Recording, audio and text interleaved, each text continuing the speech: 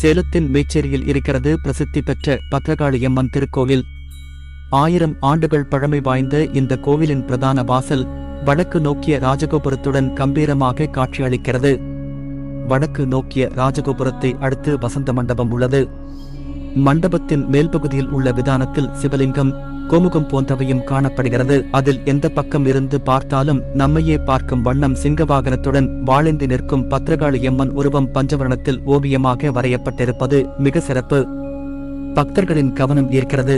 மகா மண்டபத்தின் சுவர்களில் நர்த்தன விநாயகர், நாகதேவதை, வள்ளி, தேவானை சமேத முருகப்பெருமான், அஷ்டலட்சுமிகள், தில்லை நடராஜர், மீனாட்சி அம்மன் ஆகிய கருங்கல் சிற்பங்கள் பழங்கால சிற்பக்கலையை நினைவுபடுத்தும் வகையில் உள்ளது.